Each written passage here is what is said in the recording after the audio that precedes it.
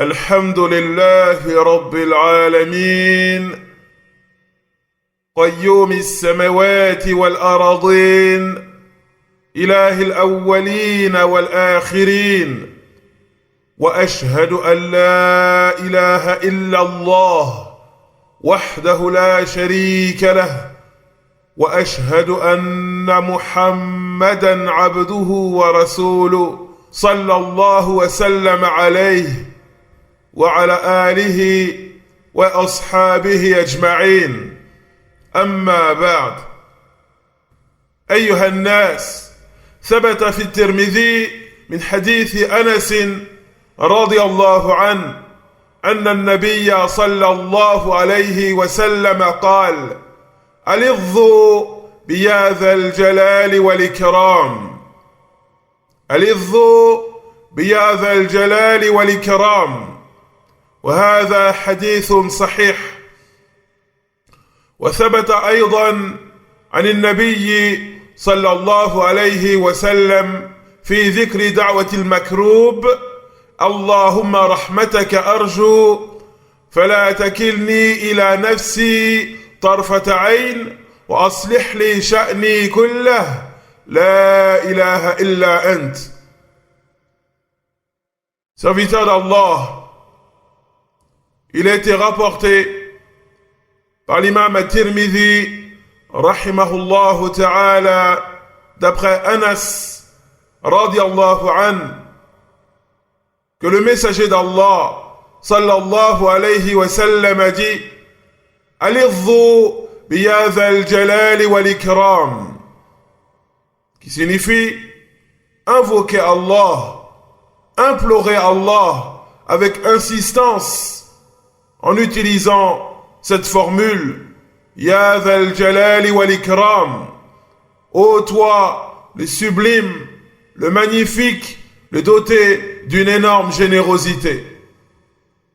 Alidhu biya dhal jalali wal ikram, invoquer Allah avec insistance, implorer Allah avec insistance en utilisant cette formule Ya dhal jalali wal ikram, ô toi le sublime, le magnifique, le doté de magnificence, le doté d'une générosité abondante.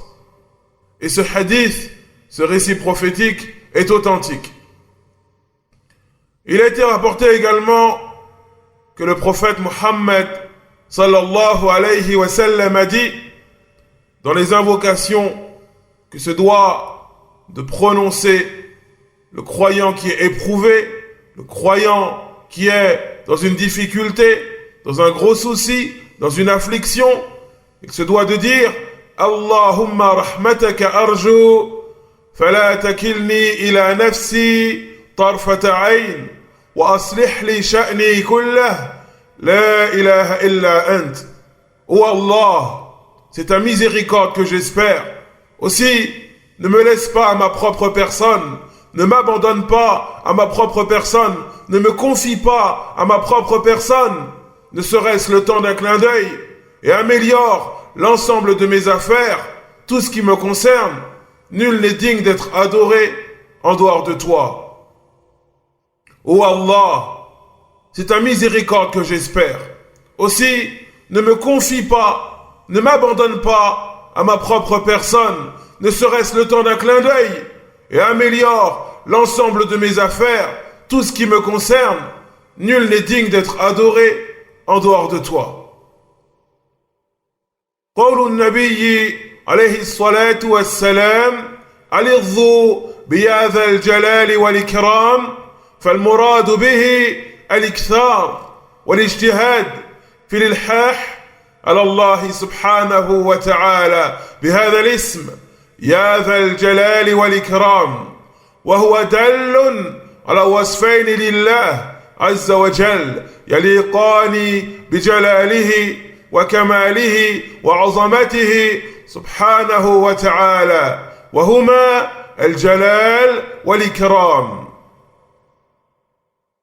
La parole du messager d'Allah sallallahu alayhi wa sallam Alidhu biya dhal jalali wal ikram, invoquez Allah avec insistance en utilisant cette formule Ya Dhal Jalali wal Ikram, ce qui est voulu, eh bien, c'est la multiplication et le fait de s'efforcer dans les invocations et dans le fait de se tourner exclusivement vers Allah, de s'en remettre à Allah en l'invoquant par cette formule Ya Dhal Jalali wal Ikram, ô toi, le sublime, le magnifique, le doté d'une générosité abondante.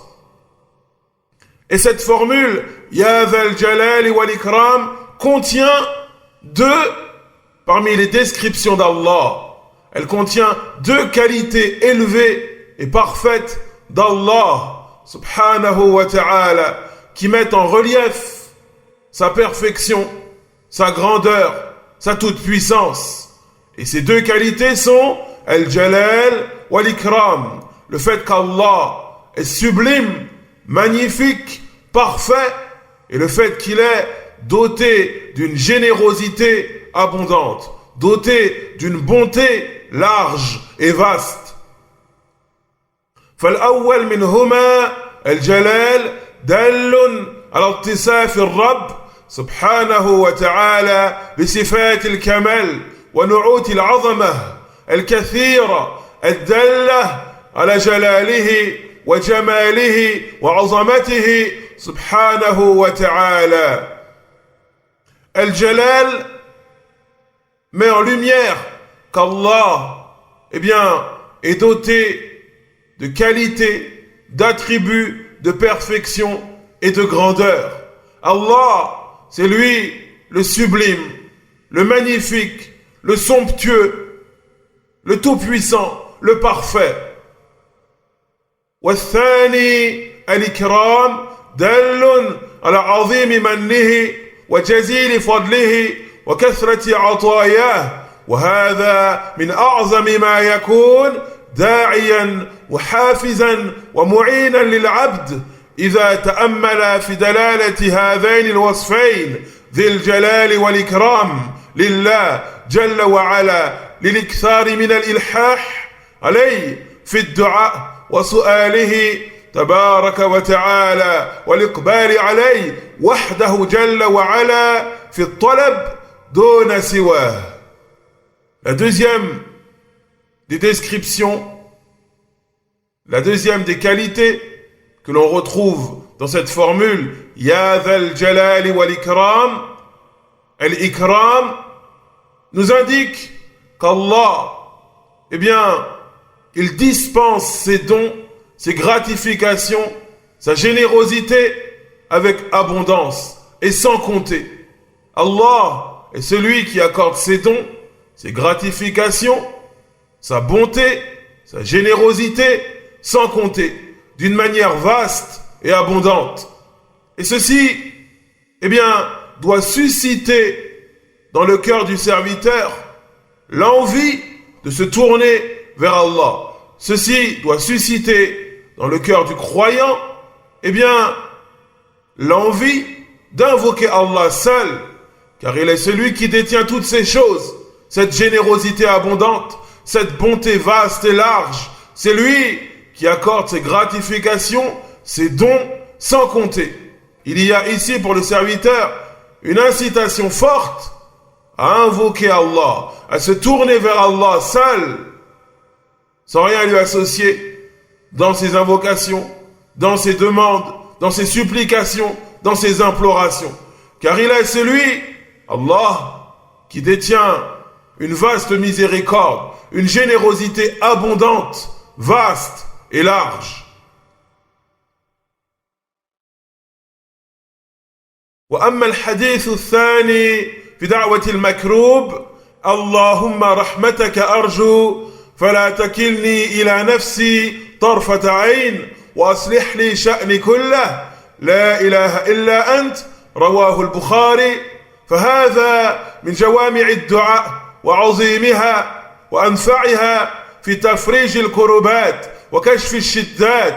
وقد أخبر النبي صلى الله عليه وسلم أنه ما دعا به مكروب إلا أزال الله تبارك وتعالى وكشف كربه وشدته.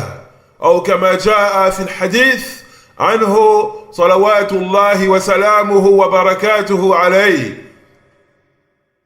Le second récit prophétique, le second hadith qui concerne l'invocation que se doit de prononcer celui qui est dans une épreuve, celui qui est dans une affliction, celui qui est dans de gros problèmes. Cette invocation est la suivante.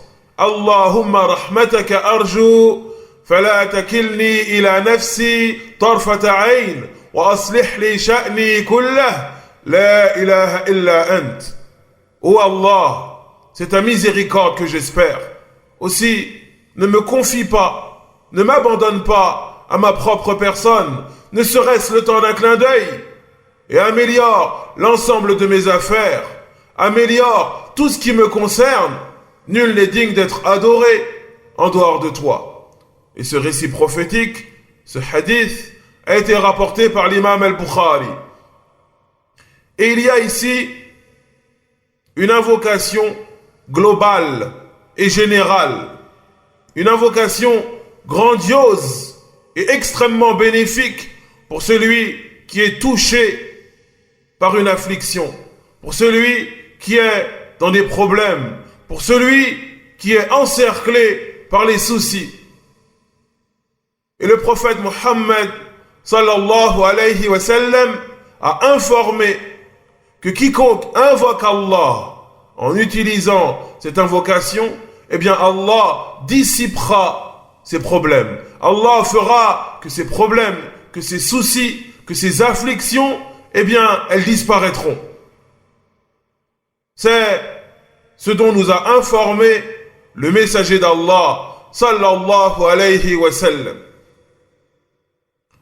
وقوله اللهم رحمتك أرجو فيه عظيم افتقار العبد لرحمة الله عز وجل وأنها أعظم مطمع يرجو وأعظم أمر يبتغي. قال اللهم رحمتك أرجو يعني لا أرجو غيرك ولا أطمع في نوال من غيرك لا أرجو إلا إياك ولا أطمع إلا فيما عندك.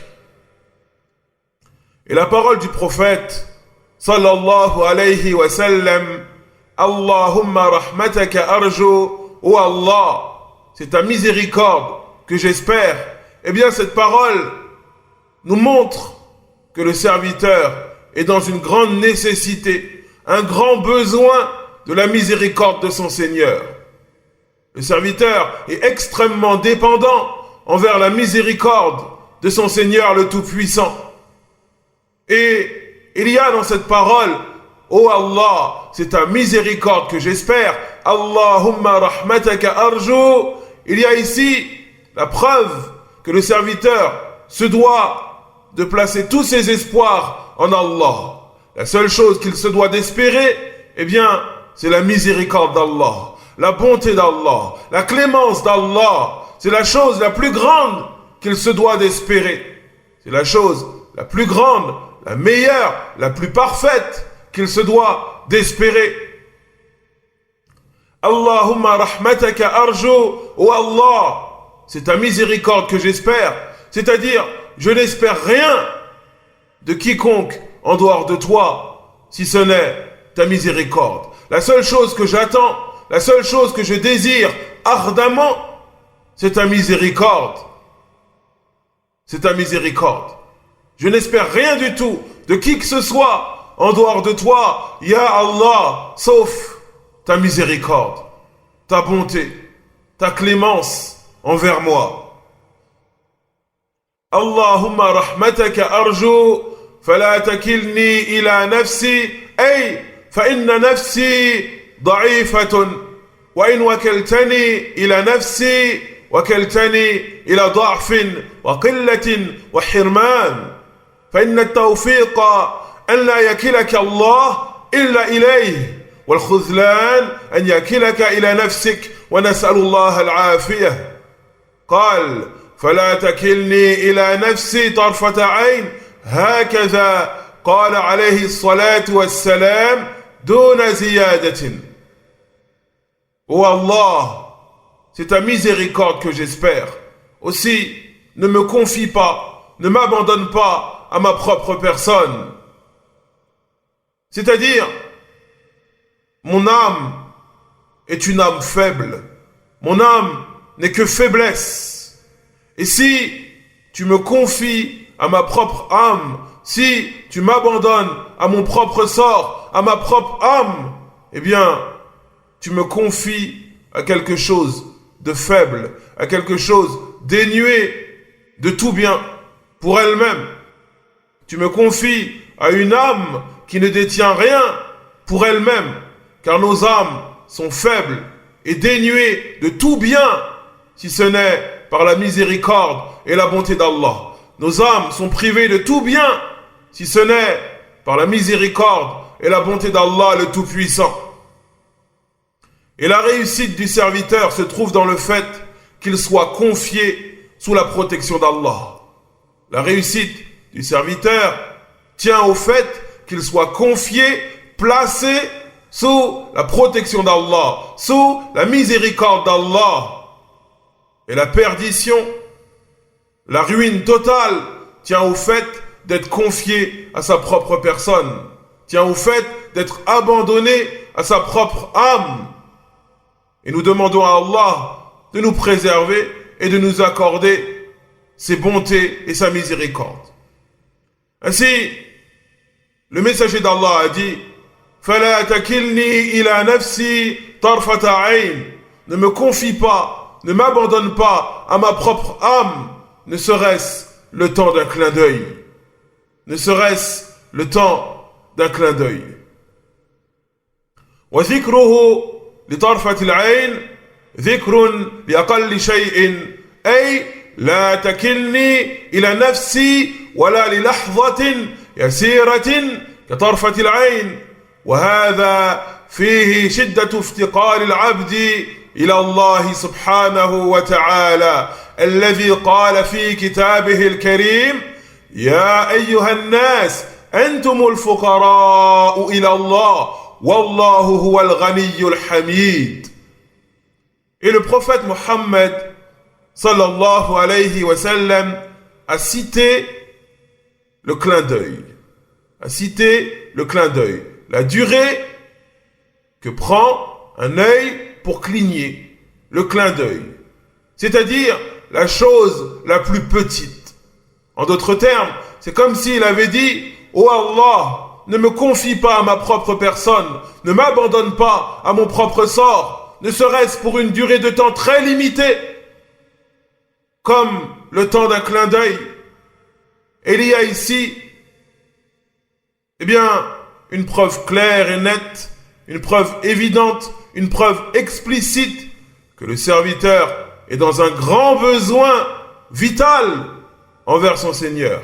Le serviteur est extrêmement nécessiteux envers son Seigneur. Il ne peut se passer de lui, ne serait-ce le temps d'un clin d'œil. Le serviteur est extrêmement misérable et extrêmement nécessiteux envers son Seigneur. C'est pour cela qu'Allah nous dit dans son noble livre Ya ayyuhan nas antumul fuqara'u ila Allah wallahu huwal ghaniyyul hamid. Ô gens, vous êtes les très nécessiteux envers Allah. Et Allah, c'est lui, le riche par excellence, c'est lui qui se passe de toutes choses, le digne de louange. Ô gens, ô vous autres, les êtres humains, qui que vous soyez, où que vous soyez, vous êtes les très nécessiteux envers votre Seigneur. Vous êtes les misérables qui ont fortement besoin de leur Seigneur.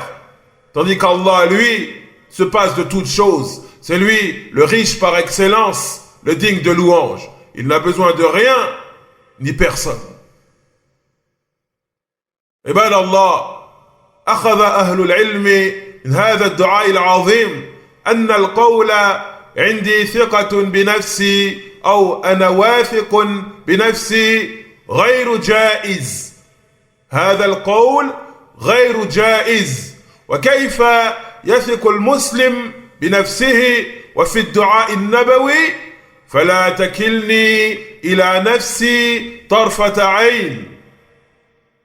Et les gens de science ont tiré de cette invocation grandiose un jugement clair et net qui est que le serviteur n'a pas à dire « j'ai confiance en moi-même » ou « je place toute ma confiance en moi-même ».